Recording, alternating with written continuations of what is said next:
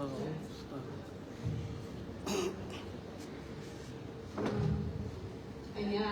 હાજર રહેનાર સર્વના હૃદયમાં રહેલા એ માધવને, એ કૃષ્ણને મારા નમસ્કાર. રજનીભાઈએ બહુ મોટી હસ્તી બનાવી દીધી, એવો પરિચય આપી દીધો, પણ માણસનો શોખ હોય તો એ ક્યાંથી ક્યાં પહોંચી શકે છે એનું કદાચ એક જીવંત ઉદાહરણ હોય તો હું માનું જ છે. કારણ કે હું સાવ જ ઓછા બોલી, શાંત, કોઈની સાથે ભળતી ને એવી હતી, પરંતુ સ્વાધ્યાયમાં જોડાયા પછી મારી અંદરની જે કુશળતા છે એ ક્યારે બહાર આવી ગઈ મને ખબર જ ના પડી. એટલે હું તમારા જેવી જ છું. આપણે આજે ભાઈએ કીધું કે 21મી સદીમાં માધવનું માર્ગદર્શન. એ માધવ, એ શ્રી કૃષ્ણ, એનું અતિશય વિરલ, વિલક્ષણ અને ગૂઢ ચરિત્ર છે. શ્રી કૃષ્ણનું તત્વજ્ઞાન જોઈએ, શ્રી કૃષ્ણનું જીવન પવન જોઈએ, શ્રી કૃષ્ણનું વર્તન વ્યવહાર જોઈએ, તે બધું એ ભલે 5000 વર્ષ પહેલા થયા, પરંતુ આજના કાળમાં પણ એટલું જ સંલગ્ન છે. તો આપણે આપણા વિષય ઉપર જતા પહેલા એ માધવનો, એ કૃષ્ણનો જરા પરિચય મેળવી લઈએ કે કોણ હતો, કેવો હતો, શું કરતો હતો. તો શ્રી કૃષ્ણ એ અનપ્રેડિક્ટેબલ ગોડ છે. એમના માટે કશું જ આપણે પ્રેડિક્ટ ન કરી શકીએ કે ક્યારે શું કરશે. ભગવાન શ્રી રામ 10,000 વર્ષ પછી આજે પણ પૃથ્વી પર અવતાર લઈને આવે ને તો આપણે બે ધડક કહી શકીએ કે તેઓ ભાવના કરતા કર્તવ્યને જ પ્રાધાન્ય આપશે. ઈસુ ખ્રિસ્ત પણ આજે આવે તો God is love and love is God, પ્રેમ અને કરુણાનો જ મેસેજ આપે. પરંતુ કૃષ્ણના બારામાં કશું જ કહેવું, કશું જ કલ્પવું, કશું જ વિચારવું આપણા માટે અશક્ય છે. કારણ તેઓ ચીર હરી પણ શકે અને ચીર પૂરી પણ શકે. ગૌ વંશના પ્રતિપાલક ગોપાલ કહેવાય અને એ જ વંશના એક આખલાને મારીને અરિષ્ટનેમી પણ બની શકે. પોતે જ પ્રતિજ્ઞા લે કે યુદ્ધમાં હું શસ્ત્ર નહીં ઉપાડું અને રથાંગ પાણી બની અને ક્યારે પ્રતિજ્ઞાનો ભંગ કરવા તૈયાર થઈ જાય તે પણ નક્કી લે. એટલે શ્રી કૃષ્ણના બારામાં કશું જ કલ્પવું અશક્ય છે. પરંતુ તેઓ જે તે કરે છે એ ધર્મના દાયરામાં રહીને કરે છે, ન્યાય અને નીતિના પરિઘમાં રહીને કરે છે.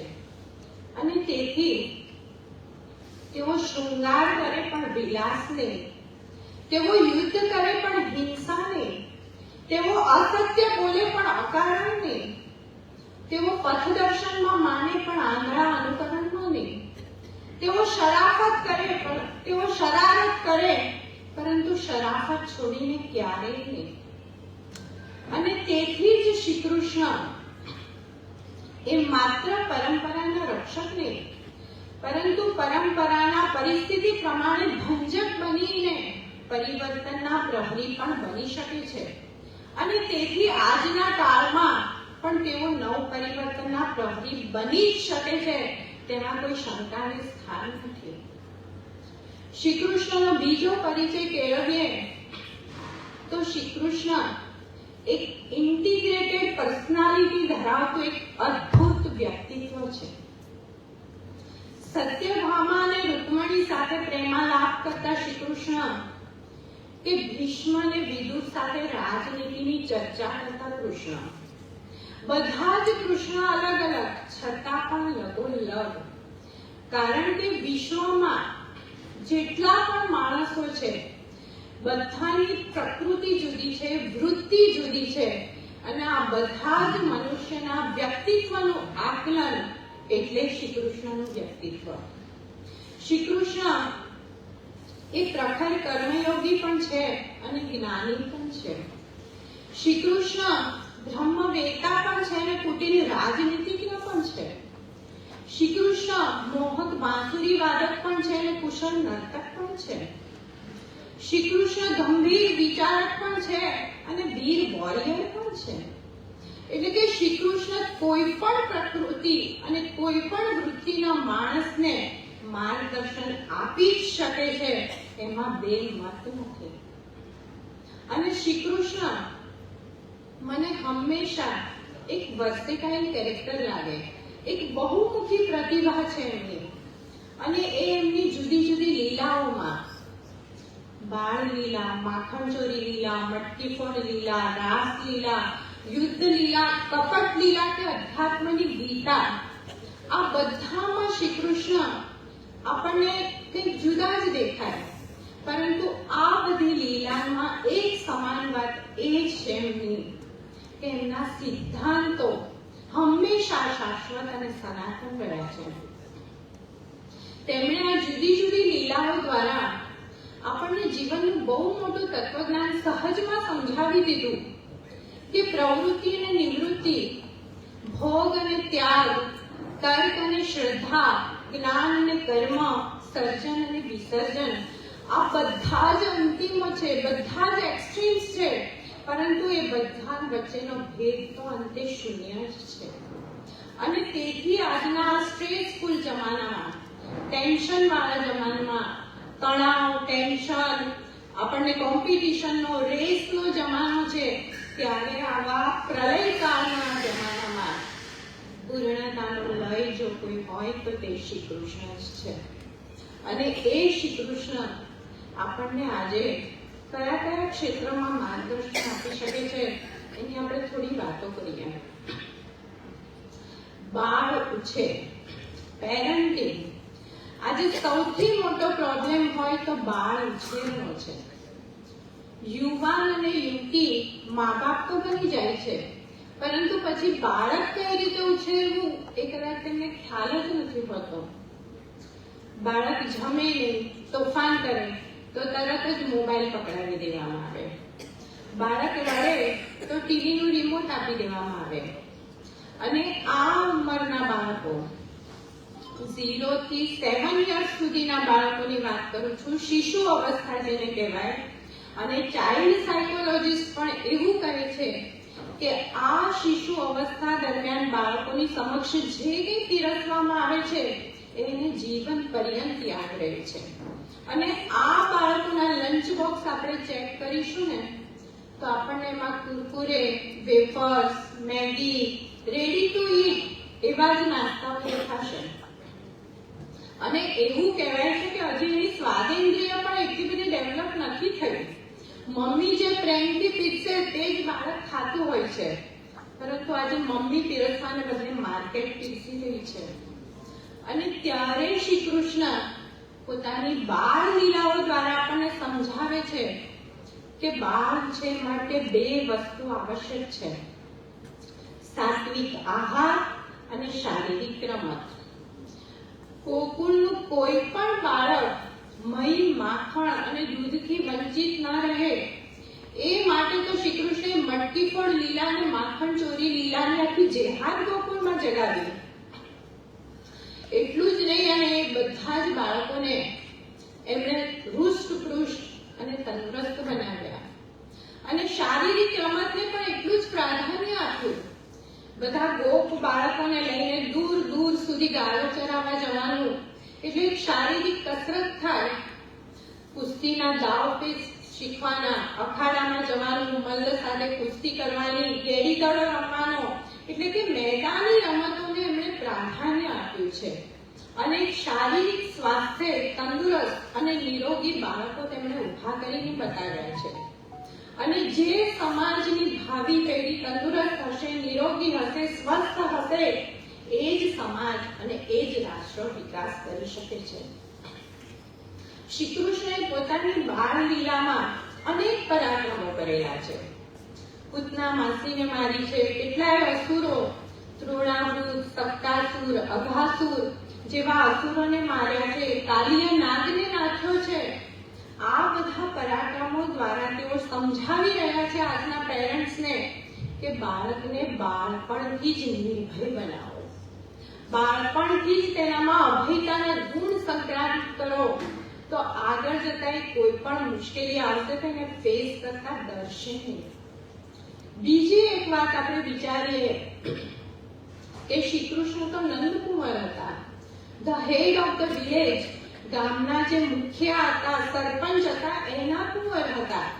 એમના ઘરે તો મહી, માખણ અને દૂધની તો કોઠીઓ ભરેલી પડી હતી. તો શા માટે ચોરી કરવાની જરૂર પડી? શ્રી કૃષ્ણ અહીંયા એ સમજાવી રહ્યા છે શેરિંગ, બધાની સાથે વહેંચીને ખાવ.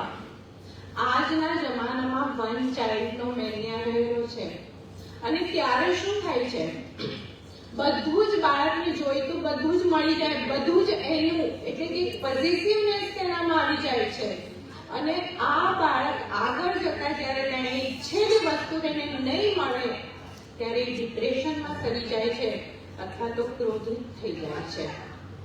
આવું કશું એના જીવનમાં ન બને એ માટે બાળપણથી જ બાળકમાં એક શેરિંગનો, વહેંચીને કોઈ પણ વસ્તુ વહેંચવાનો એક ગુણ બાળકમાં બાળપણથી જ ડેવલપ કરવો જોઈએ.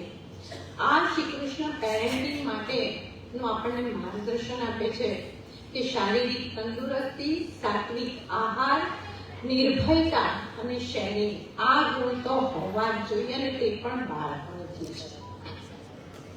કૃષ્ણએ જ્યારે કંસને માર્યા ત્યારે જુદા જુદા એમાં હરિવંશ પુરાણ, ભાગવત, મહાભારત વગેરેમાં થોડો એમની ઉંમરનો થોડો ફેરફાર બતાવે છે. કોઈમાં કહે છે કે 11 વર્ષ, કોઈમાં 12 વર્ષ, કોઈમાં કહે છે કે 13 વર્ષે માર્યા. એટલે ઇન શોર્ટ કે તેઓ કિશોર અવસ્થામાં પ્રવેશ કરી રહ્યા હતા ત્યારે તેમણે કંસને માર્યા હતા. અને કિશોર અવસ્થા એટલે આજના 6ઠા, 7મા, 8મા, 9મા ધોરણમાં ભણતા વિદ્યાર્થીઓ. હવે આ ઉંમરના વિદ્યાર્થીઓની આજે આપણે મનોસ્થિતિ જોઈએ તો તેઓને દુનિયાવી ચીજોનો બહુ મોહ હોય છે. મોંઘા મોબાઈલ જોઈએ, બાઇક જોઈએ અને બ્રાન્ડેડ શૂઝ અને કપડાનો પણ ક્રેઝ હોય છે એમને. અને એ વખતે શું કરે, પોતાની આ ઈચ્છાઓ પૂરી કરવા માટે પપ્પાની ખુશામત કરે, મમ્મી પાસે ખોટા બહાનાઓ રજૂ કરે. અને ત્યારે શ્રી કૃષ્ણનું જીવન આપણી સમક્ષ હોવું જોઈએ કે શ્રી કૃષ્ણએ આ ટીન એજમાં શું કર્યું હતું. કંસને મારીને મથુરાનું રાજ્ય તેમના પગ પાસે આવીને પડ્યું હતું.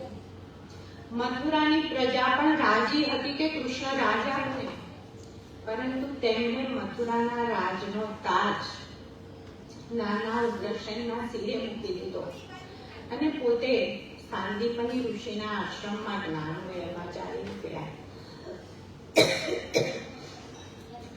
ઐશ્વર્ય કરતા અભ્યાસને, વૈભવ કરતા વિદ્યાને તેમણે મહત્વ આપ્યું અને તેઓ આજના કિશોર અને કિશોરીને એ જ સમજાવી રહ્યા છે કે આ ઉંમરમાં જ્ઞાન પ્રાપ્તિ એ જ તમારું લક્ષ્ય હોવું જોઈએ.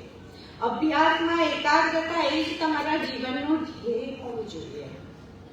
અને સાંદીપની ઋષિના આશ્રમમાં પોતે મુખીના છોકરા હતા છતાં પણ એક સામાન્ય બાળકની જેમ એમણે બધું જ કામ કર્યું છે.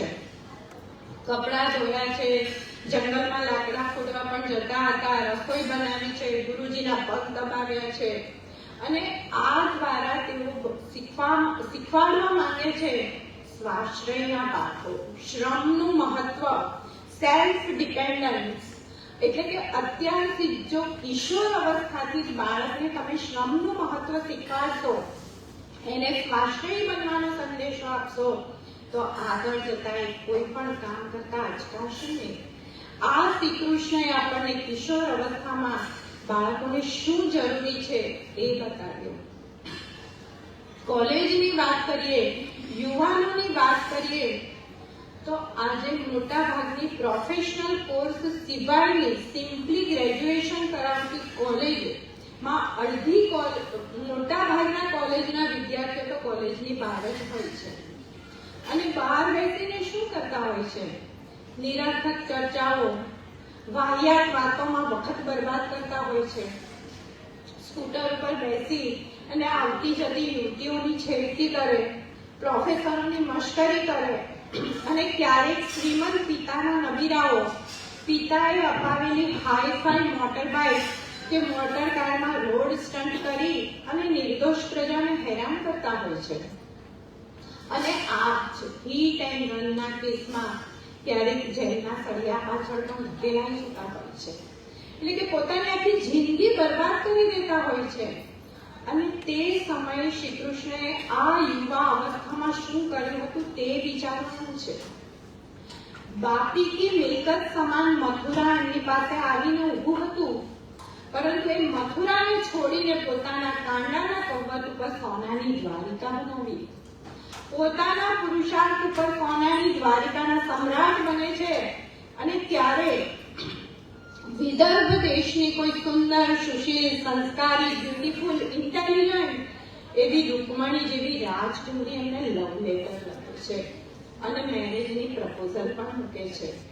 એટલે કે શ્રી કૃષ્ણ અહીંયા આગળ એ સમજાવે છે આ યુવાનોને કે તમે તમારી સ્કિલ ઉપર તમારું એમ્પાયર ઊભું કરો, તમારા પુરુષાર્થથી તમે સફળતા મેળવો તો યુવતીઓની લાઈન લાગી જશે.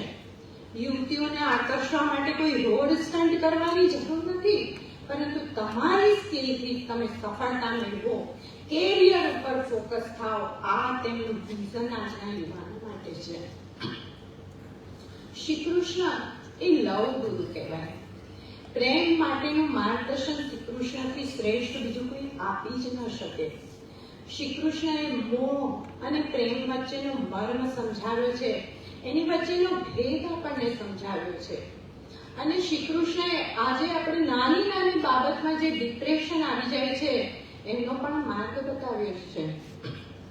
ફેસબુક ઉપર એક ફોટો પોસ્ટ કર્યો અને ઓછી લાઇક્સ મળે તો તરત જ નિરાશ થઈ જવાય. સ્ટોરી અને સ્ટેટસ અપલોડ કરીએ અને એમાં ગમતી વ્યક્તિની કમેન્ટ નહીં આવે તો નાસીપાસ થઈ જવાય. અને જ્યારે આપણી વાતનો કોઈ અસ્વીકાર કરે ત્યારે તો જાણે આગ તૂટી પડ્યું હોય એમ T20ની બોટલ અને રેલવેના પાટા શોધવા નીકળી પડીએ છે. એ વખતે જો શ્રી કૃષ્ણનું જીવન આપણને ખબર હોય તો આવું કશું જ આપણે ન કરીએ. શ્રી કૃષ્ણને ગોકુળ ઉપર પ્રેમ કર્યો હતો, ગોકુળ વાસીઓ ઉપર પ્રેમ કર્યો હતો, ગોકુળના ગોવાળો ઉપર, ગોકુળની ગોપીઓ ઉપર, ગોકુળની ગાયો ઉપર, ગોકુળના નંદ અને યશોદા ઉપર પ્રેમ કર્યો હતો અનહદ. અને એ લોકો પણ શ્રી કૃષ્ણને પારાવાર પ્રેમ કરતા હતા. છતાં પણ એકવાર ગોકુળ છોડ્યા પછી પાછા ફરીને ક્યારેય ગોકુળ તરફ જોયું નથી. મારું ગોકુળ કહીને વતન પ્રેમમાં વિચરાયા પણ નથી. ગોપીઓના વિરહમાં દારૂડિયા કે દેવદાસ પણ બન્યા નથી. હંમેશા નવા સાથી, નવા સોબતીઓ, નવા સંગતીઓ સાથે નવી સફર, નવી યાત્રા, નવી મંઝિલ અને નવી દિશા તરફ જ પ્રયાણ કર્યું છે. આજની ભાષામાં કહેવું હોય તો શ્રી કૃષ્ણ આપણને મૂવ ઓન, અહીંયાથી આગળ ચાલો, અહીંયા જિંદગી થંભી જતી નથી, આગળ એક સુંદર ભવિષ્ય તમારું રાહ જુએ છે, એનું શિક્ષણ આપણને આપે છે. અને શ્રી કૃષ્ણ એ સમજાવે છે કે જેને આપણે પ્રેમ કહીએ છીએ એ પ્રેમ જો કર્તવ્યની આડે આવે તો એ પ્રેમ જ નથી, એ મોહ છે, આસક્તિ છે. પ્રેમ ક્યારેય બંધન કરતા થઈ જ ન શકે. ફોલ ઇન લવ આપણે એવું બોલીએ છીએ, પરંતુ ત્યાં જ આપણે પ્રેમનું અવમૂલ્યન કરીએ છીએ. પ્રેમમાં પડવાનું હોતું નથી. પ્રેમ તો એક તાકાત છે, ઉર્જા છે, શક્તિ છે જે માણસને આગળ લઈ જાય, ઊભો કરે, પ્રેરણા આપે. એટલે કે પ્રેમ માટે શ્રી કૃષ્ણએ ક્યારેય ના નથી પાડી, પરંતુ તે આપણને સમજાવે છે કે તમે પ્રેમને ઓળખો, પહેલા એની ઊંડાઈ તપાસો, એની ઊંચાઈ નિહાળો અને પછી તમને લાગે કે આ પ્રેમ સાચો છે તો એને પામવા માટે પારાવાર પ્રયત્ન પણ કરો. એની ના નથી પાડી શ્રી કૃષ્ણએ. અર્જુન જ્યારે શ્રી કૃષ્ણ સમક્ષ એકરાર કરે છે કે મને સુભદ્રા પ્રત્યે અનુરાગ થયો છે, અને ત્યારે શ્રી કૃષ્ણ યાદવોની અને બલરામની ના મરજી છતાં પણ સુભદ્રાના લગ્ન અર્જુન સાથે કરાવી આપે છે. જે રૂકમણીએ તેમને પ્રેમપત્ર લખ્યો છે, દુનિયાનો આ ફર્સ્ટ લવ લેટર છે જે રૂકમણીએ શ્રી કૃષ્ણને લખેલો છે, અને એના રિસ્પોન્સમાં શ્રી કૃષ્ણ પાણી ગ્રહણ કરે છે, એની સાથે લગ્ન કરે છે. અને પોતાના પૌત્ર અનિરુદ્ધ જે શોણિતપુર એટલે કે આજનું આસામ એ શૌણિકપુરના રાજા બાણાસુરની કન્યા ઉષાને પ્રેમ કરે છે, પરંતુ એ બાણાસુર આ પ્રેમના લગ્નની વિરુદ્ધમાં હોય છે. ત્યારે આ દાતા કૃષ્ણ પૌત્રના પ્રેમને મેળવવા માટે બાણાસુર સાથે યુદ્ધ કરે છે. એટલે કે શ્રી કૃષ્ણે પ્રેમની ક્યારેય ના નથી પાડી, પરંતુ પ્રેમને તમે ઓળખો. પ્રેમ એ કોઈ પ્લાનિંગ નથી, પ્રેમ એ કોઈ વ્યૂહરચના નથી, પ્રેમ એ સહજ છે, પ્રેમ એ પારદર્શક છે, પ્રેમ એ કોઈ સ્ટ્રેટેજી નથી, પ્રેમ એ તો દિલની સંવેદના છે. એને તમે ઓળખો. આ એક લવ ગુરુ તરીકે શ્રી કૃષ્ણ સાચો પ્રેમ શું છે એને મૂલવવાનું આપણને દિશા બતાવે છે. શ્રી કૃષ્ણ એક મિત્ર તરીકે કેવા ગુણો હોવા જોઈએ અને કેવો મિત્ર એ સાચો મિત્ર છે એનું ઘણું બધું માર્ગદર્શન આપે છે. પરંતુ આજે તો 21મી સદીમાં તો ફ્રેન્ડ બનાવવું એકદમ સરળ અને ઈઝી થઈ ગયું છે. આંગળીના એક તેલવાથી ફ્રેન્ડ રિક્વેસ્ટ મોકલી અને વિધિન અ મોમેન્ટ જો એ સ્વીકારાઈ ગઈ તો આપણે પોસાઈએ કે મારા ફ્રેન્ડ લિસ્ટમાં તો એકદમ વધી ગયું. આપણે કહીએ કે મારા ફેસબુકમાં તો 700 ફ્રેન્ડ છે, પરંતુ આપણે ક્યારેય વિચાર્યું છે કે મારી મુશ્કેલીના સમયે મારા પાસે આવી અને એ મુશ્કેલીને ફેસ કરી શકે છે? વોટ્સએપમાં આજે સોશિયલ મીડિયામાં વોટ્સએપમાં સવારથી સાંજ સુધી ગુડ મોર્નિંગ, ગુડ નાઇટ અને ગુડ થોટ્સ હકલા બંધ આવ્યા કરે, કારણ કે આપણા બધા ફ્રેન્ડ છે. પરંતુ ક્યારેય એમાંનો એક મિત્ર સવારે આવીને આપણા ખભે હાથ મૂકીને પૂછે છે, વોટ્સએપ શું થયું મિત્ર? આવું સાહજિકતાથી કોઈ પૂછે છે? અને ક્યારેય શ્રી કૃષ્ણ આપણને માર્ગદર્શન આપે છે કે મિત્ર કેવો હોવો જોઈએ, મિત્ર બનવા માટે તમારામાં કઈ ક્વોલિટી હોવી જોઈએ. 3 મુઠ્ઠી તાંદૂળના બદલામાં સુદામાને ત્રિભુવનનો રાજ આપી દીધો. શ્રી કૃષ્ણ એવા મિત્ર નથી કે મિત્ર કહે પછી મદદ કરે, મિત્ર લેખિત ગેરંટી આપે, બાંધીધરી આપે પછી સહાય કરે, એવા શ્રી કૃષ્ણ મિત્ર નથી. પરંતુ મિત્રના મૌનમાં પણ જે શબ્દો વાંચી શકે છે એવા સંવેદનશીલ મિત્ર એ શ્રી કૃષ્ણ છે. મિત્ર એ નથી કે જ્યારે આંખમાં આંસુ આવે ત્યારે ટીશ્યુ પેપર લઈને ઊભું રહે, પરંતુ મિત્ર એ છે કે જે મિત્રની આંખમાં આંસુ જ ના આવવા દે. શ્રી કૃષ્ણ આવા મિત્ર છે. તેમણે સુદામાને મદદ કરી છે, પણ ક્યારેય તેને કહ્યું નથી, ક્યારેય જતાવ્યું નથી. એમના સ્વમાનને અકબંધ રાખીને, એમના આત્મગૌરવને હળ્યા વગર તેમણે સુદામાને મદદ કરી છે. આવા સંવેદનશીલ મિત્ર બનવાનું આપણને શ્રી કૃષ્ણ સમજાવી રહ્યા છે. અર્જુન સાથે મિત્રતા. અર્જુનના સારથ્ય સ્વીકારવા માટે એમણે સમ્રાટપણું પણ છોડી દીધું. એટલે કે અહીંયા આગળ તેઓ એ સમજાવી રહ્યા છે કે મિત્રતામાં સ્ટેટસની જરૂર નથી, મિત્રતામાં સ્નેહ, સમર્પણ અને સમજણની જરૂર છે. પાંડવ સખા શ્રી કૃષ્ણ, પાંડવોની તેમણે હર પળ, હર ક્ષણ, છેક સુધી પોતાની જિંદગીના અંત સુધી મદદ કરેલી છે. અને જ્યારે તેમણે જોયું કે ન્યાયપ્રિય, ધર્મપ્રિય, કર્તવ્યનિષ્ઠ અને શૂરવીર એવા પાંડવો પોતાના ધર્મ સંસ્થાપનાના કાર્યમાં નિમિત્ત બની શકે છે, ત્યારે તેઓ પાંડવોની જોડે જ રહ્યા છે. અને હવે યુધિષ્ઠિરે રાજસૂય યજ્ઞ કરી દીધો છે, ઇન્દ્રપ્રસ્થ પણ નિર્માણ થઈ ગયું છે અને તેમનું અવતારી કાર્ય પૂરું થવાની આવે જ છે. પરંતુ એ વખતે યુધિષ્ઠિરની એક ભૂલથી, દ્યુત રમવાની, જુગાર રમવાની એક ભૂલથી એમનું અવતારી કાર્ય 13 વર્ષ પાછું ઠેલી જાય છે. પોતે ભગવાન હતા, હવે બધું જ સરસ થઈ ગયું હતું, ઈઝીલી ધર્મ સંસ્થાપનાનું કાર્ય પૂરું થઈ શકત કોઈને પણ નિમિત્ત બનાવીને, પરંતુ ના, તેમણે 13 વર્ષ રાહ જોઈ. અને તેમની આ રાહ જોવાની પ્રક્રિયા જ આપણને ઘણું બધું સમજાવી જાય છે. સંજોગો બદલાય, પરિસ્થિતિ બદલાય, મિત્રની સ્થિતિ બદલાય, પરંતુ મિત્રનો દ્રોહ ક્યારેય ન થાય. મિત્ર પરનો વિશ્વાસ એ અડાગ અને નિશ્ચલ રહેવો જોઈએ. મિત્રનો ભરોસો ક્યારેય તોડાય નહીં, વિશ્વાસઘાત મિત્રનો ક્યારેય ના થાય. આ શ્રી કૃષ્ણ સમજાવી રહ્યા છે. ગોવાળો સાથેની તેમની મિત્રતા, બાળપણમાં ખૂબ ધૂંગા મસ્તી, મજાક મસ્તી કરી, રાસલીલા કરી, માખણ ચોરીને મટકી ફોડી, બહુ બધું ગોપાળોની સાથે એમણે કર્યું અને ગોવાળોના જીવનમાં તેઓ પ્રસન્નતા લાવ્યા, આનંદ લાવ્યા.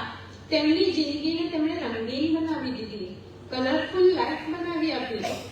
પરંતુ અહીંયા શ્રી કૃષ્ણ આપણને બીજું સમજાવે છે કે જિંદગી મિત્રની માત્ર કલરફુલ બનાવી એ મિત્રનું લક્ષણ નથી. જિંદગીને એક વેલ્યુ આપવાની છે, મિત્રની જિંદગીને અર્થ આપવાનો છે, જિંદગીને સાર્થક કરવાની છે, એ મિત્ર હોવો જોઈએ. અને આ માટે ગોકુળમાં વર્ષોથી ઇન્દ્ર પૂજા ચાલી આવતી હતી અને ત્યારે ગોવાળિયાઓને તેમણે સમજાવ્યું કે ક્યાં સુધી તમે ઇન્દ્રની સામે નમતા રહેશો, ક્યાં સુધી સત્તાની સામે તમે નમેલા રહેશો. તમે તમારામાં ભલે તમારા ખિસ્સામાં દોઢ્યું નથી, પરંતુ તમે બધા એકજૂટ થશો તો ગમે તેવી સત્તાને પણ તમારી સામે નમવું પડશે.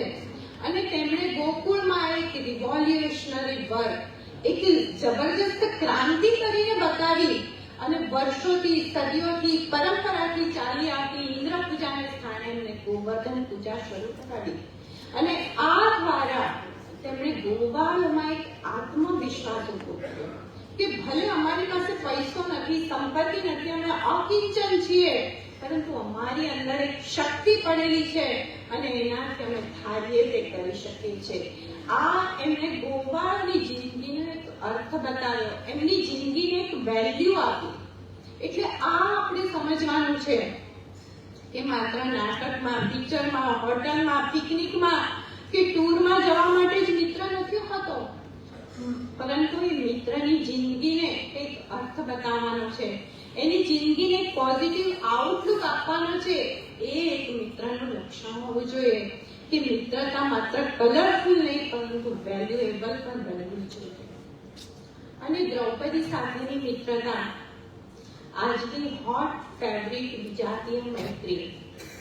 પરંતુ શ્રી કૃષ્ણએ ક્યારેય આ મિત્રતાને ધર્મની બેન કે ભાભી કહીને સજ્જનતાના વાઘા પહેરાવીને એને બટ્ટો નથી લગાવ્યો, પરંતુ સખી એવું એક ગરિમાપૂર્ણ સંબોધન આપીને આ મિત્રતાને હાઈટ આપી છે તેમને.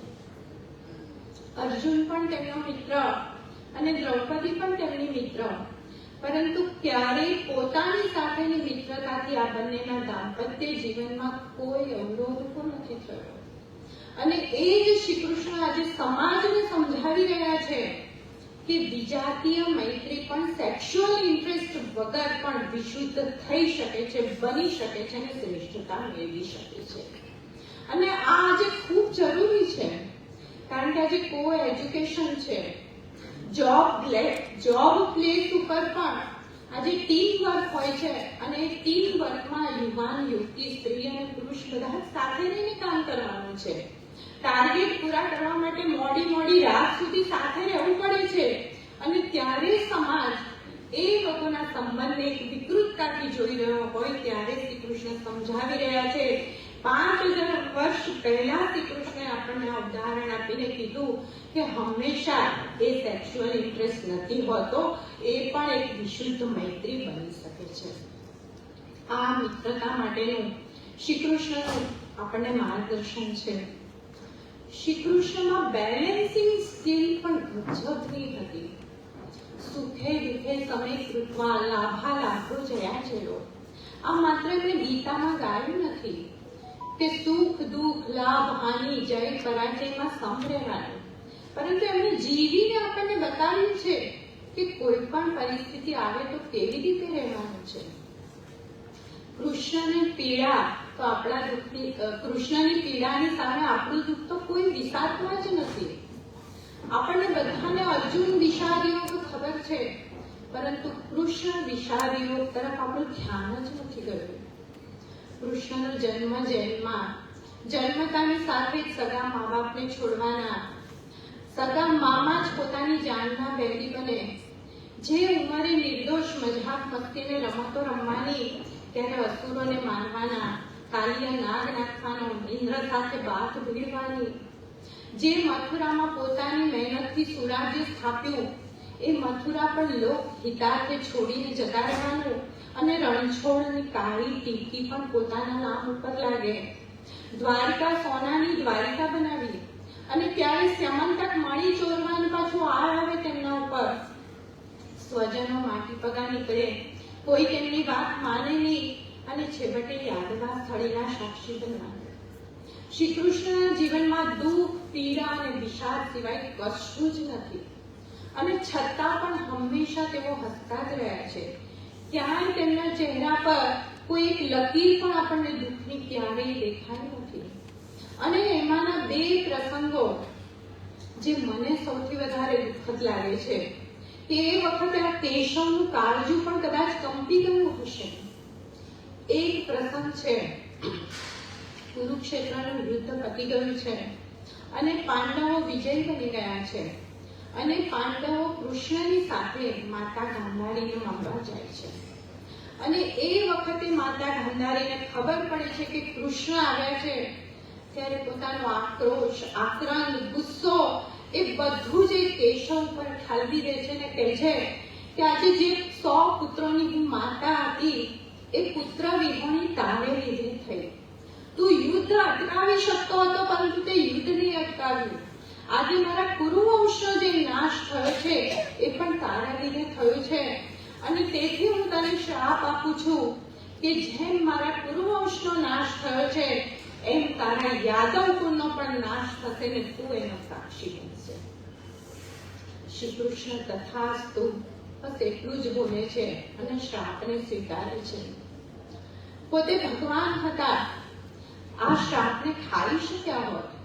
પોતે માતા ગાંધારીને કહી શક્યા હોત કે તમારા પુત્રોના કરતૂતો તો જોવો અને પોતાને કોઈ નિજી સ્વાર્થ તો હતો જ નહીં. એમણે એવું પાંડવો સાથે શરત નહોતી રાખી કે હું તમને વિજયી બનાવીશ તો તમે મને હસ્તિનાપુરમાં એક પ્લોટ આપજો, હું ત્યાં 5 સ્ટાર હોટલ બાંધીને એશ આરામથી રહીશ. આવો કોઈ સ્વાર્થ તો એમનો હતો જ નહીં અને છતાં પણ શ્રાપના ભોગ બનવું પડે છે પરંતુ તેઓ ચૂપ રહે છે. અને બીજો એક પ્રસંગ છે કે દ્રૌપદીના 5 પુત્રોને અશ્વત્થામા કપટથી મારી નાખે છે અને ત્યારે એક દ્રૌપદી પોતાનો આક્રોશ, ગુસ્સો, વ્યથા, માતાની મમતા એ બધું જ આ સખા ઉપર ઠાલવે છે અને તેને ઉપાલંબ આપતા કહે છે કે તમારા સગા ભાણેજો નહોતા ને એટલે તમે અશ્વત્થામાને જવા દીધો. જ્યારે અભિમન્યુના મૃત્યુ વખતે તો તમે જયદ્રથને મારવાની પણ વ્યવસ્થા કરી આપી હતી. કેટલું દુઃખ થયું હશે એ સખાને કે જે હર ક્ષણ, હર પળ, હર પરિસ્થિતિમાં દ્રૌપદીની વારે દોડ્યા છે, એની ઇજ્જત બચાવી છે, એના ચીર પૂર્યા છે. દુર્વાસા મુનિનો શ્રાપ પણ દ્રૌપદી પર હતો ત્યારે એને ખાનાર પણ કૃષ્ણ જ હતા. કેટલું દુઃખ થયું હશે એમને. જે પારકા હોય, બહારના હોય એ બોલે ત્યારે માણસને એટલું નથી લાગતું પણ જે આપણા આત્મીય છે, સ્વજન છે એ જયારે આવું કહી જાય ત્યારે કેટલું દુઃખ થયું હશે. આ ચ્યુતની લાગણી પણ તે ક્ષણે કદાચ ચ્યુત થઈ ગઈ હશે પરંતુ ત્યારે પણ તેઓ ખામોશ જ રહ્યા. કોઈ સામે જવાબ નહીં, કોઈ જ રિસ્પોન્સ નહીં. અને શ્રી કૃષ્ણની આ ખામોશી આપણને ઘણું બધું સમજાવી જાય છે. શ્રી કૃષ્ણની આ ખામોશી આપણને કહે છે કે ખુલાસાઓ ક્યારેય ના કરો. મિત્રને એની જરૂર નથી અને શત્રુને માનવાના નથી.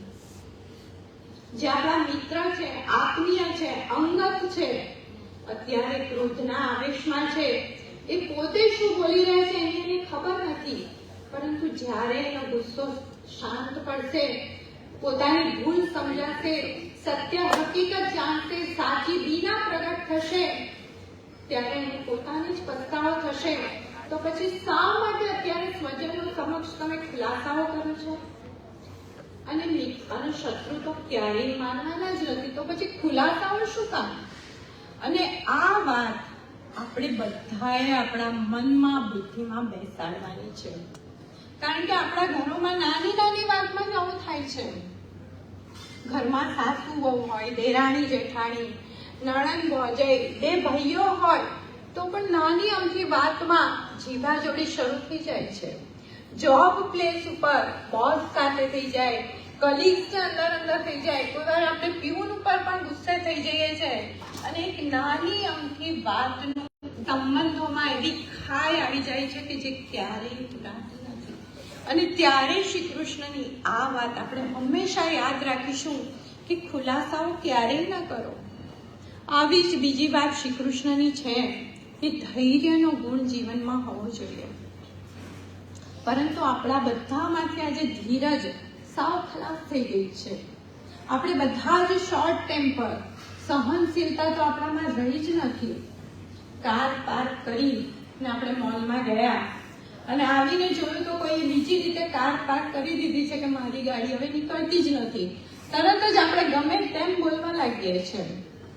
સ્કૂટર લઈને હું ભીડમાં માર્કેટમાં જઉં અને કોઈની સાથે અથડાયું, સ્કૂટર ઉપર તો ગોબા પડતા પડશે, પરંતુ એ પહેલા બંનેના મન ઉપર, દિલ ઉપર અને કદાચ ચહેરા ઉપર પણ ગોબા પડી જાય છે. શબ્દો અને પ્રતિશબ્દોને એટલી બધી આપણે ઝડી લગાવી દઈએ છીએ સામ સામે કે આખું વાતાવરણ જ ડોળાઈ જાય છે. અને ત્યારે શ્રી કૃષ્ણ કહે છે કે ધીરજનો ગુણ તમે અપનાવો. યુધિષ્ઠિરના રાજસૂય યજ્ઞમાં શ્રી કૃષ્ણને શિશુપાલ અપમાનજનક શબ્દો કહે છે, અભદ્ર વાણી બોલે છે, ગમે તેવા શબ્દો બોલ્યા જ કરે છે, પરંતુ શ્રી કૃષ્ણના ચહેરા પર ક્યાંય કોઈ ફેર થતો નથી. શાંત ઉભા રહ્યા છે. અને જે વખતે શિશુપાલ 100 અપશબ્દો પૂરા કરે છે અને કૃષ્ણનું સુદર્શન ચાલે છે, શિશુપાલનું મસ્તક ધરતી અલગ કરી દે છે. બીજો એક પ્રસંગ જોઈએ કે શ્રી કૃષ્ણ કોઈ નિમેલા રાજદૂત તરીકે નહીં, પરંતુ સ્વયં એક શાંતિદૂત બનીને હસ્તિનાપુરની સભામાં જાય છે. સંધિ પ્રસ્તાવ લઈને જાય છે. જુદા જુદા તેઓ પ્રસ્તાવો રજૂ કરે છે, પરંતુ દુર્યોધન કોઈ વાત માનતો જ નથી. છેવટે શ્રી કૃષ્ણ છેલ્લે એમ કહે છે કે હસ્તિનાપુર તમે રાખજો, ઇન્દ્રપ્રસ્થ તમે રાખજો, પાંડવોએ જીતેલા એક રાજ્ય તમે રાખજો, પરંતુ 5 ગામ આપી દો, એમાં પાંડવો ખુશી ખુશી રહેશે. પરંતુ એ વખતે ગર્વિષ્ઠ, ચપટી અને અહંકારી દુર્યોધન શ્રી કૃષ્ણને બંદી બનાવવાનો આદેશ આપે છે. અને એ વખતે આ શાંતિદૂત ક્યારેક ક્રાંતિદૂત બની જાય છે, કોઈને ખબર નથી પડતી. સભામાં પોતાનું વિરાટ સ્વરૂપ બતાવે છે અને આખી સભા ચકાચૌંધ થઈ જાય છે. આ બે પ્રસંગો આપણને બે વાત સમજાવે છે કે એક તો ધીરજનો ગુણ રાખવો. કોઈ પણ કામ, કોઈ પણ ઝઘડો બને ત્યાં સુધી સમજાવટથી પહેલા સોલ્વ કરવાનો પ્રયત્ન કરો. એક સ્પેસ આપો, સામી વ્યક્તિને સમજવાનો સમય આપો, એને નિર્ણય લેવાનો, વિચારવાની એક તક આપો, મોકો આપો અને પછી સુદર્શન ચક્ર ચલાવો. પહેલા વિનંતી કરો, પછી વોર્નિંગ આપો. પહેલા રિક્વેસ્ટ કરો, પછી ફાઇટ કરો. પહેલા યાચના કરો, પછી પ્રહાર કરો. પરંતુ આપણે તો મેં કીધું એમ ક્યારેય આપણામાં સહનશક્તિ હોતી જ નથી અને આપણે આખું વાતાવરણ દોડી કાઢીએ છીએ. એટલે આ એક શ્રી કૃષ્ણની વાત સમજવા જેવી છે કે ધીરજ રાખવાની, પરંતુ એ બી ક્યાં સુધી?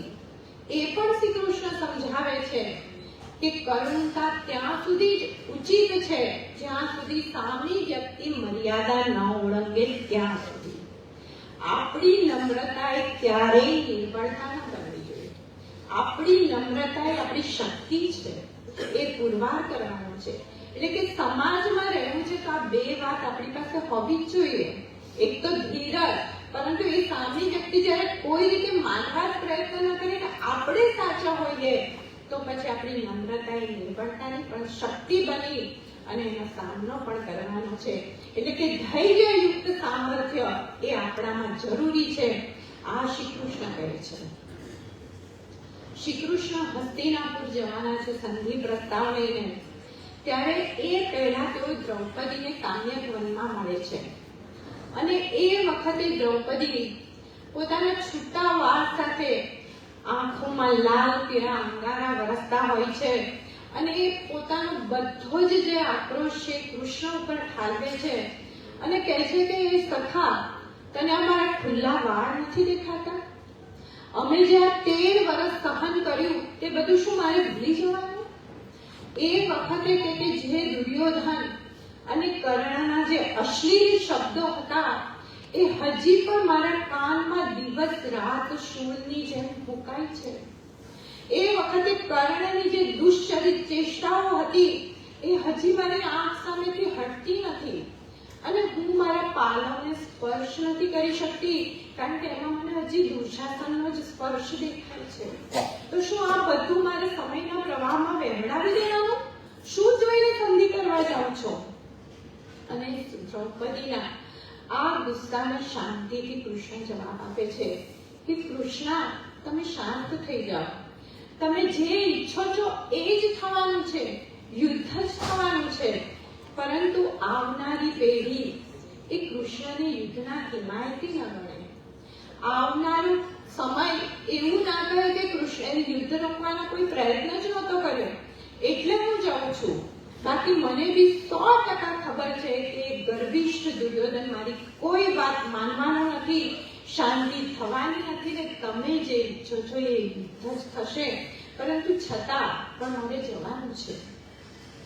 આ શાંતિથી જે દ્રૌપદીને જવાબ આપ્યો છે એ આપણા માટે છે કે આપણે શું કરીએ છીએ. શ્રી કૃષ્ણને ખબર છે, 100% ખબર છે કે પોતે જે કામ કરવા જઈ રહ્યા છે એ 100% નિષ્ફળ જ થવાનું છે.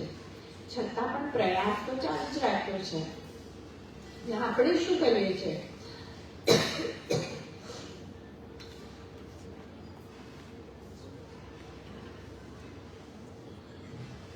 આપણે કોઈ પણ કામ આરંભીશું. હું તો આ કહીશ તો ગરબાના ક્લાસમાં જઈશું, ડ્રાઇવિંગ શીખીશું, સ્વિમિંગ શીખીશ, બધું કરવા તો તરત તૈયાર થઈ જાય, પણ પછી કાલ્પનિક પરિણામના ભયથી છોડી દઈએ, અથવા તો સમાજના ડરથી કે પેલા મને શું કહેશે, અથવા તો આત્મવિશ્વાસના અભાવથી ખોટા બહાનાઓ બતાવી અને આપણે કોઈ કાર્ય પૂરું જ નથી કરતા. અને ત્યારે શ્રી કૃષ્ણ આપણને સમજાવે છે કે ભલે 100% નિષ્ફળતા થઈ છે કામમાં, પરંતુ હું છોડીશ નહીં એ કામ. પરિશ્રમ તો મારે કરવાનો જ છે. પ્રયત્નથી ક્યારેય પલાયન થવાનું નથી. અને પરિશ્રમ એ તો પલાયનવાદ ન સ્વીકારો. બીજું શ્રી કૃષ્ણએ કહ્યું છે યોગ કર્મશુ કૌશલમ. ગીતામાં વાત કરી છે કે કર્મમાં કુશળતા એ જ યોગ છે. કર્મમાં કુશળતા એટલે તમને જે પણ કર્મ આપ્યું છે એ તમે કુશળતાથી, પ્રામાણિકતાથી, કૌશલ્યથી 100% એફિશિયન્સી આપીને તમે કરો. અને આ વાત શ્રી કૃષ્ણએ માત્ર કહી નથી, કરીને આપણી સમક્ષ મૂકી છે. અર્જુનના સારથી બને છે. અને સારથી એટલે એક સામાન્ય ડ્રાઈવર. જ્યારે શેઠ એ ડ્રાઈવરને એમ કહે કે રિંગ રોડ પરની પેલી મેકડોનાલ્ડની સામે ગાડી લઈ જાઓ. અત્યારે તો પીક અવર્સ છે, મેટ્રોનું કામકાજ ચાલી રહ્યું છે, ટ્રાફિક ખૂબ છે, અને આજે તો એ રોડ પરથી એક નેતાનો રોડ શો છે તો કેવી રીતે જવાશે? પરંતુ એક ફરજપરસ્ત ડ્રાઈવર ક્યાંય આવી દલીલો નહીં કરે. તે ગમે તે રીતે ગલી કૂચીમાંથી નાના રસ્તા પરથી ભલે 2 કલાકે, પરંતુ શેઠની ગાડીને મેકડોનાલ્ડની સામે લાવીને મૂકશે. આ કહેવાય આદર્શ ડ્રાઈવર, એક આજ્ઞાંકિત ડ્રાઈવર. શ્રી કૃષ્ણને પણ યુદ્ધના પહેલા અર્જુને એ જ કીધું. યુદ્ધ શરૂ થયા પહેલા સૈન્યોનું ભયોર મધ્યે રથમ સ્થાપયમેચ્યુત. હે અચ્યુત, 2 સેનાની મધ્યમાં મારો રથ લઈ જાઓ.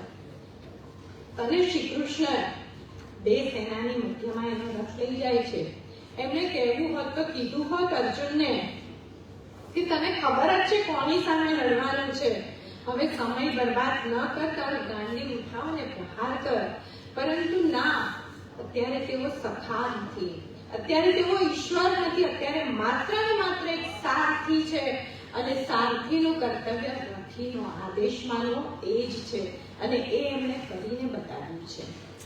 બીજો એક પ્રસંગ જોઈએ તો યુધિષ્ઠિરના રાજસૂય યજ્ઞમાં શ્રી કૃષ્ણ ચીફ ગેસ્ટ હતા, મુખ્ય મહેમાન હતા, અતિથિ વિશેષ હતા. અને એમના ચરણ પખાડીને જ યજ્ઞનો પ્રારંભ થયો હતો. પરંતુ એ યજ્ઞના અંતમાં તેઓ જે કામ કરે છે એ સાંભળીને આપણું મસ્તક પણ નખ થઈ જાય, નમી જાય આપણું મસ્તક પણ. અને આપણી વાત કરીએ આપણે કે આપણે ક્યાંક કોઈ ફંક્શનમાં મહેમાન તરીકે ગયા, ચીફ ગેસ્ટ નહીં, સામાન્ય મહેમાન તરીકે ગયા, અને છતાં પણ આપણે શું કહીએ છીએ?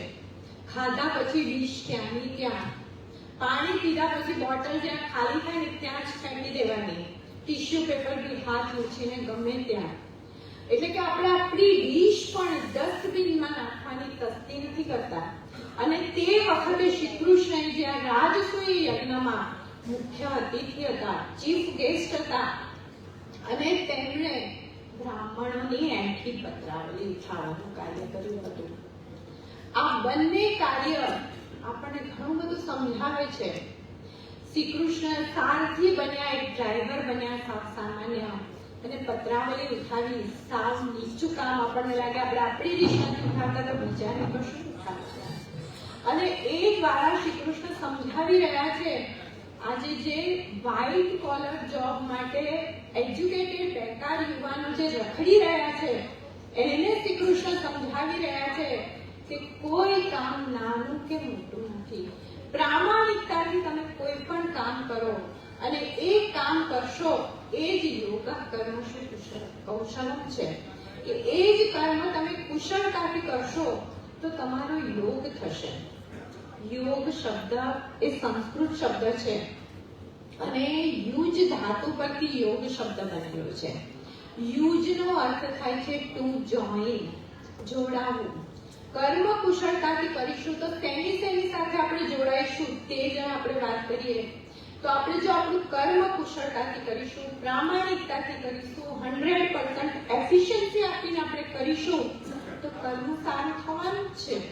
કર્મ સારું થશે તો આપણે લોકોના પ્રીતિપાત્ર બનીશું, માન સન્માન આદર મળશે, એવું જ આપણને આગળ બીજું કર્મ પણ મળશે. એટલે કે આપણો વિકાસ થશે, એનાથી જ આપણને પૈસા પણ મળશે અને પ્રમોશન પણ મળશે. અને આ બધું મળશે ત્યારે મનની શાંતિ મળશે. મનમાં પણ એક હાશ થશે કે મેં સારી રીતે મારું કર્મ કર્યું, અને ત્યારે આધ્યાત્મિકતાના માર્ગે ચાલવું પણ મળશે. એટલે આ છે યોગા કર્મશુ કૌશલમ. લાગે આપણને સાવ નાનું વાક્ય, પરંતુ એ આખી આપણી જિંદગી બદલી કાઢે છે જો આપણે પ્રામાણિકતાથી કર્મ કરીશું તો. અને એનું જ એક તત્વજ્ઞાન સમજીએ કે ભગવાન અહીંયા એ પણ આપણને કહી રહ્યા છે કે આ જિંદગીમાં તમને જે રોલ મળ્યો છે, સાસુનો મળ્યો, ડોક્ટરનો મળ્યો, એન્જિનિયરનો મળ્યો, ક્લાર્કનો મળ્યો કે સાયન્ટિસ્ટનો મળ્યો, મને જે પણ રોલ મળ્યો છે મારા ઘરમાં બી એ હું પ્રામાણિકતાથી નિભાવું. ક્યાંય હું કામ ચોરી ના કરું, ક્યાંય મફતની લેવાની વૃત્તિ ના કરું, તો સાચે જ એ મને યોગ ભગવાન સાથે પણ કરાવશે ને મનની શાંતિ સાથે પણ કરાવશે. આ કહે છે યોગા કર્મશુ કૌશલમ. બીજું શ્રી કૃષ્ણ આપણને શીખવાડે છે કે વિવેક શક્તિ હોવી જોઈએ. એક આપણામાં સમજણ હોવી જોઈએ કે ક્યાં કેવી રીતે મારે વર્તન કરવાનું છે. કોઈ અંગત ક્ષણોમાં સ્ત્રીની સહમતિ હોય, એ તમને પ્રેમ કરતી હોય તો એ વખતે ચીર હરી શકાય છે મજાક મશ્કરીમાં. પરંતુ જ્યારે જાહેર જીવનમાં કોઈ સ્ત્રીની છેડતી થતી હોય, તેની નામરજી હોય છતાં તેના પર અત્યાચાર થતા હોય, અમાનુષી વ્યવહાર થતો હોય, ત્યારે સ્ત્રીની ઇજ્જત બચાવવી, તેના સ્વમાનને સાચવવું એ એક નાગરિક તરીકેની આપણી ફરજ છે. અને ત્યારે ચીર પૂરવા જોઈએ. આ શ્રી કૃષ્ણ સમજાવે છે. બીજો એક પ્રસંગ છે કે ગોકુળમાં ગોવાળો અને ગોપીઓ સાથે શ્રી કૃષ્ણ રાસલીલા કરતા હતા. બધા જ રાસલીલામાં મગ્ન હતા, આનંદ માણતા હતા અને બીજા કોઈને હેરાન નહોતા કરતા હતા. પોતાની જ નિર્દોષ મસ્તીમાં બધા મગ્ન હતા. અને એ વખતે એક અરિષ્ટ નામનો આખલો આવે છે અને તેમની મસ્તીમાં તેમના રંગમાં ભંગ નાખે છે. અને એ વખતે શ્રી કૃષ્ણ એ આખલાના 2 શિંગડા પકડી એને ગોળ ગોળ ફેરવીને પછાડે છે અને એને મારી નાખે છે. અહીંયા શ્રી કૃષ્ણ આ દ્વારા આપણને સમજાવે છે કે જ્યારે આપણે ફેમિલી સાથે કોઈ પિકનિક પર ગયા હોય, આપણા ફ્રેન્ડ સાથે કોઈ બીચ ઉપર ગયા હોય, ગાર્ડનમાં આપણે આપણા મિત્રો સાથે મજાક મસ્તી કંઈક રમત રમતા હોય, એનાથી બીજા કોઈને હેરાનગતિ નથી થતી. અને એ વખતે કોઈ મવાલીઓનું ટોળું આવે, કોઈ ગુંડાઓનું ટોળું આવે અને આ આનંદમાં અવરોધરૂપ બને, ત્યારે આપણે શું કરવાનું છે? ત્યારે માત્ર તમાશાબીન નથી બનવાનું, મોબાઈલમાં રીલ નથી ઉતારવાની, પરંતુ એ વખતે આપણે આ મવાલીઓના ગુંડાઓનો પ્રતિકાર કરીએ, તેની સામે પ્રહાર કરીએ, એને કાયદાનો ડર બતાવીએ, કાનૂન સાથે એને પકડાવી દઈએ, જેલના તળિયા પાછળ પણ ધકેલી શકીએ. આ એક સુજ્ઞ નાગરિક તરીકેની આપણી ફરજ છે. આ એક આપણામાં વિવેક હોવો જોઈએ કે હું નાગરિક છું તો મારી સમાજ પ્રત્યે પણ કંઈક ફરજ છે. અને બીજું, પર્સનલી આપણે કોની સાથે કેવી રીતે વાત કરવાની છે તે પણ આપણને ખબર હોવી જોઈએ. શ્રી કૃષ્ણ જ્યારે ગોપીઓ સાથે રાસલીલા કરતા હતા ત્યારે વચ્ચે ગીતાનો ઉપદેશ આપીને તેમની મધુર ક્ષણોને ખંડિત નથી કરી કે જ્યારે આર્યાવર્તની સભામાં બેસતા હતા ત્યારે ગોકુળમાં પોતાના માખણ ચોરીના કિસ્સા પણ નથી વર્ણવ્યા. ક્યારે શું કોની સામે કેવું બોલવું એ આપણને ખબર હોવી જોઈએ. કૃષ્ણ એ સમજાવે કે ક્યારે કોની સામે કેવું બોલવાનું. કોઈ વ્યક્તિ ક્રિકેટ મેચ જોતું હોય, એને ક્રિકેટમાં રસ છે તો એ વખતે એની સાથે ગીતાના ઉપદેશની વાતો ન કરાય. કોઈને ફિલ્મોમાં રસ છે તે વખતે શિક્ષણનો બળાપો ન ઠલવાય. એટલે કે આ એક સમજણ શક્તિ આપણામાં હોવી જોઈએ, આપણા વ્યક્તિત્વમાં એક ફ્લેક્સિબિલિટી હોવી જોઈએ કે મારે આ વ્યક્તિ સાથે કેવી રીતે વાત કરવાની છે. એટલે કે દરેક સાથે સમરસ થતા આપણને આવડવું જોઈએ. આપણું વ્યક્તિત્વ ફ્લેક્સિબલ હોવું જોઈએ કે દરેક જણ આપણી સાથે વાત કરવા આતુર બને. આવું વ્યક્તિત્વ, આવી વિવેક શક્તિ, આવી સમજણ આપણે આપણામાં ઊભી કરવાની છે. શ્રી કૃષ્ણ મલ્ટીટાસ્કિંગમાં માનતા હતા. બેસી રહીશું તો જમાનો ક્યાંય આગળ નીકળી જશે. અને એટલે નવું શીખવાની આપણામાં હોશ હોવી જોઈએ, નવું કંઈક કરવાની આવડત હોવી જોઈએ. સ્માર્ટફોન છે પરંતુ આપણે